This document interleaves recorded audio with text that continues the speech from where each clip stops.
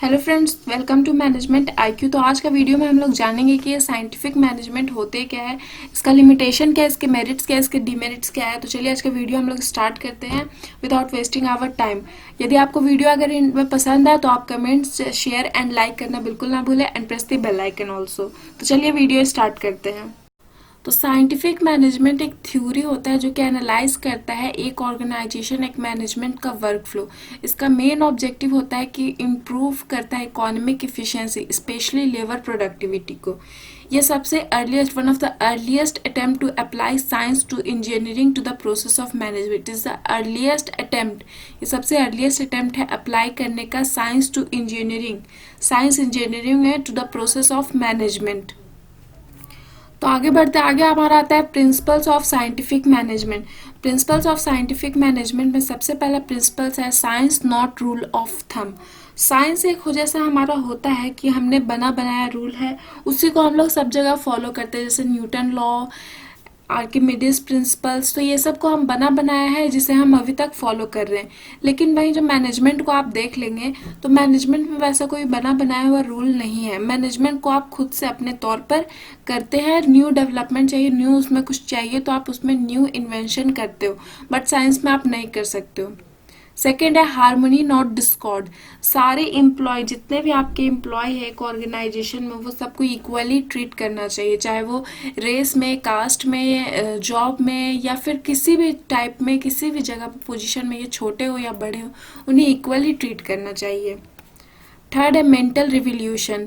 ये जो हमारा मैनेजमेंट होता है, scientific management is one of the mental revolution. इसमें सबसे ज़्यादा मेंटली आप फिजिकली परफॉर्म करते हो अपना काम, मेंटली आप अपना काम परफॉर्म करते हो, because in this you have to think a lot what you have to do. Fourth is corporation not individualism. आप अगर अकेले अकेले अपना काम करोगे तो आपके काम में चोस हो सकता है इंस्टेड ऑफ हार्मोनी।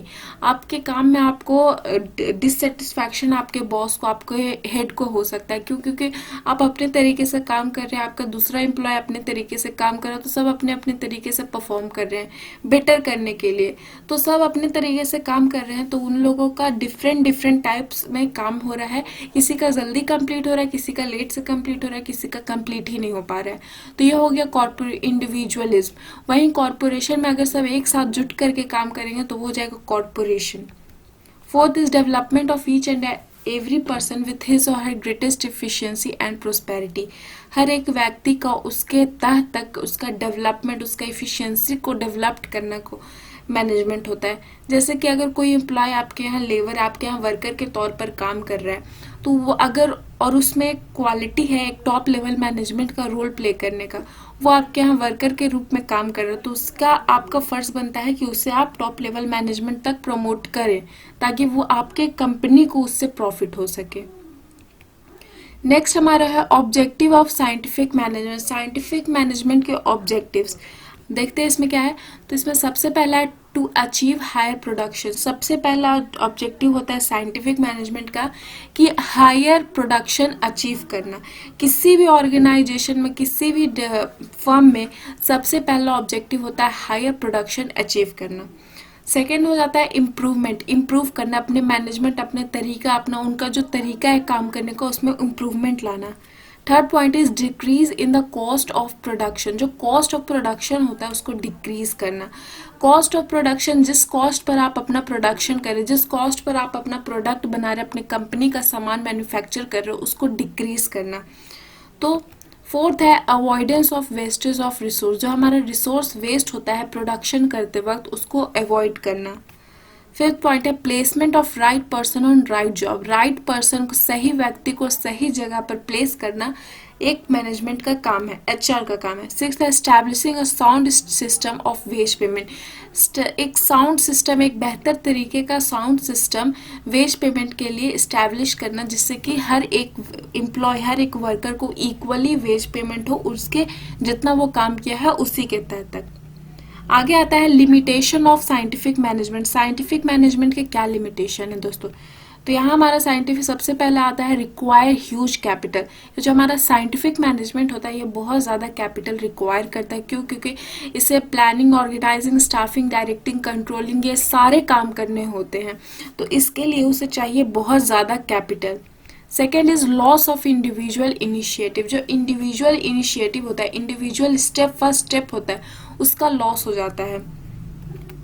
थर्ड है speeding up of work force, जो वर्क फोर्स होता है वो स्पीड अप हो जाता है। क्यों? क्योंकि हमें अचीव करना होता है एक टारगेट, वो टारगेट को अचीव करने के लिए हम अपना काम जल्दी जल्दी करते हैं, उस कारण से हमारा जो वर्क फोर्स होता है वो स्पीडिंग अप हो जाता है और इससे काम बेहतर तरीके से नहीं हो पाता है।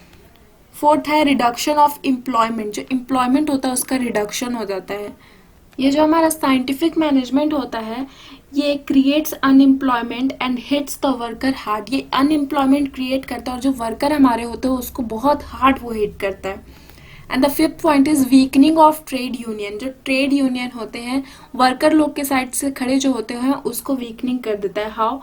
As under scientific management the important issue of wage and working condition are decided by the management through the scientific investigation and trade union have to little say in the matter।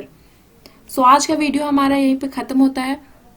Unsuitable for small scale, sorry एक last point छूट गया था, unsuitable for small scale, ये जो small scale firm होते हैं उनके लिए ये ऑर्गेनाइजेशन अनसुटेबल होता है। As various measures like the establishment of separate personnel department and the conducting of time and motion study are too expensive for small size industrial units।